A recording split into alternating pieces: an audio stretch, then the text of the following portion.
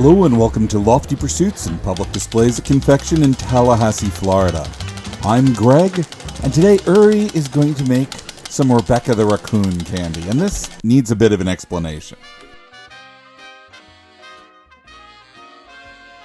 The sugars and the flavoring have been cooked in the pot, and Uri pours it on our candy cooling table. The sugar is too hot to work with yet. We got to get it down in temperature and add the coloring for the artwork. Since it's going to be a raccoon, we only need two colors. We need white, and we're going to add some white food coloring. We don't normally do this, but we really need to concentrate the white, and black. And we add this to our hot sugar, and we stir it in.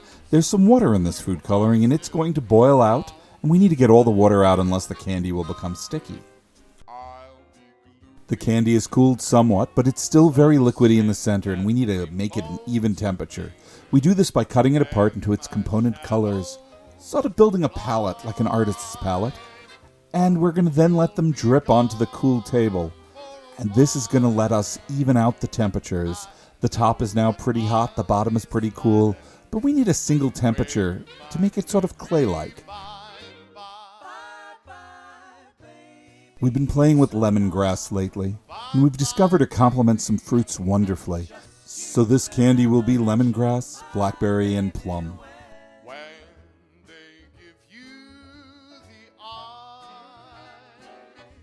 Have you ever gone down a rabbit hole? Well, apparently Uri did. He went down the rabbit hole of presidential pets. All but 3 presidents have had pets while in office. And of those 3, I don't think we should count President Andrew Johnson, as he fed the white mice in the White House bedrooms, much to the chagrin of his housekeepers. George Washington had a donkey. Thomas Jefferson had a whole bunch of mockingbirds. Andrew Jackson had a parrot named Polly, who literally knew how to use foul language. The parrot attended his funeral and had to be removed because of said language. Teddy Roosevelt was given a bunch of interesting animals, but Calvin Coolidge and his wife Grace, oh my goodness. They had so many animals: 12 dogs, a donkey, 4 canaries, a goose, a yellow bird named Goldie, a trained songbird, a bobcat, 2 house cats, 2 lion cubs. They were named Tax Reduction and Budget Bureau, a pygmy hippopotamus, a wallaby, a small antelope, and a black bear cub, and 13 Peking ducklings that Mrs. Coolidge tried to raise in the White House bathrooms. And they also got a raccoon named Rebecca.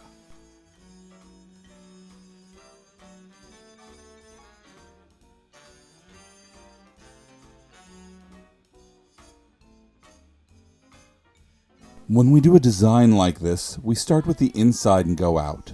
This is because we need the inside cooler than the outside when we pull it, or things get distorted badly. Uri is starting with the eyes, and he lays them aside to let them fall under their own weight, because eyes aren't truly round. If we let nature and gravity do their work, it's going to look more natural.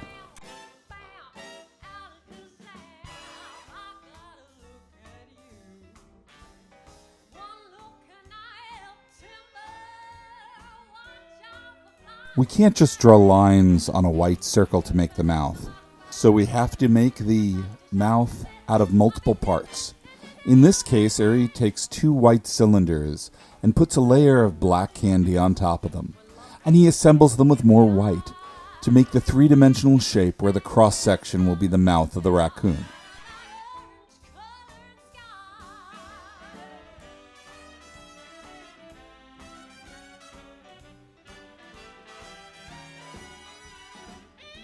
Uri reshapes the raccoon's eyes to make them a little rounder.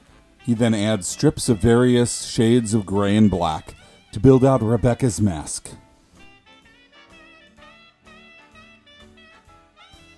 If you want to try this Rebecca the Raccoon candy for yourself, just mosey over to www.pd.net and you can try it for yourself in a very short time. You can also find our podcast wherever podcasts are downloaded under the name Lofty Pursuits. And you can join our Patreon as well.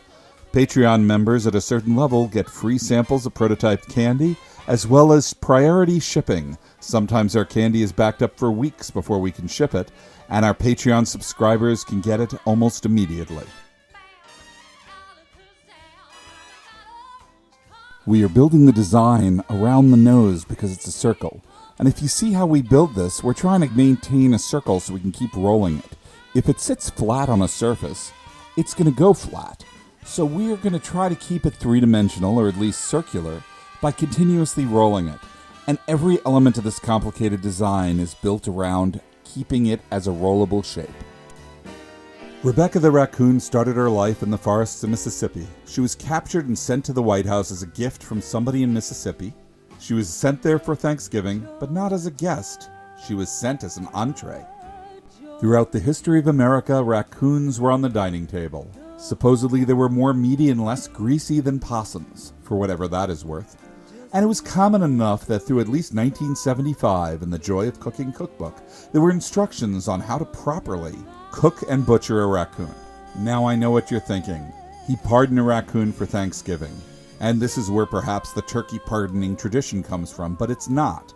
That tradition started decades before that. And that is probably a story for another video. Rebecca was treated like a queen. She was allowed to roam freely in the White House. She often visited the Oval Office and would play with White House visitors. She loved to play hide and seek, and she loved the bathtub. She was intelligent. She was known to unscrew light bulbs, open cabinets, unpot houseplants. She attended all sorts of White House events, such as the annual Easter egg roll, where she chased the eggs across the lawn. A special wooden house was built just for her on the south lawn just outside the window of the president's office. For Christmas of 1926, she was given the name Rebecca, and she received a shiny collar engraved with her proper title, Rebecca, Raccoon of the White House. The first raccoon, of course. Like all raccoons, she was an omnivore, but she loved shrimp, persimmons, and eggs. Of course, we know all of this because she was covered in newspapers, like Larry the cat is now. As time went on, she would escape more often, and she eventually bit the president, so they decided she might need some companionship. So they got another raccoon and named him Reuben as a boyfriend. It was eventually clear she wasn't living in the White House anymore, and she and Reuben were relocated to the National Zoo, joining other creatures that were given to the president, like those lion cubs, the bobcat, and of course all those ducklings that lived in a bathtub in the White House. And what better way to remember the first raccoon in the White House, than to capture her portrait in candy. The next step is sort of two things at once. Uri first takes some black candy and he prepares it to wrap around the outside of the head. This will define the head clearly in clear candy. By clear, the candy's black. It's not really clear, but it's also not pulled. At the same time, he's going to be making the ears. And the ears are going to fit on top, so they're going to have to be assembled at the same time. So these parts are being put aside and then placed on the center roll to make a black wrap around it. And then ears, which will be blocked out with white spacers. And finally, a white wrap to differentiate it from the outer wrap of the candy. Now, the white spacing candy is important. Not only is Uri placing it asymmetrically around it so that the head's compressed from a circle into sort of a raccoon shape, it's also filled with those air bubbles from pulling.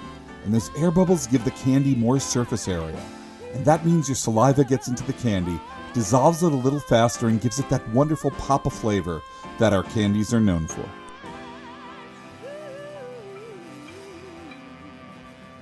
All that's left is for Uri to make the outer wrap.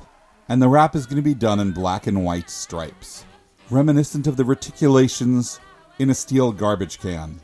Because Rebecca, no matter what you do, is still a trash panda. I know what you're saying. We have one 25-pound piece of candy. Now we have to get this image that is about 6 or 7 inches in diameter to be about a ½ inch in diameter. And we do this by sizing down the candy. Uri gently squeezes it. Because the sugar is a non-Newtonian fluid at this point, we're able to scale the whole thing without losing any detail. And Uri's going to do this very carefully. And once he starts to form the rope and cut off the end we sell in the store, by the way, and it's called a unicorn dropping. At that point, he'll put it on our batch roller, which will keep it spinning to prevent it from going flat. And he'll be able to draw off endless numbers of ropes, it seems, each of which will have a cross-section of Rebecca through the entire rope.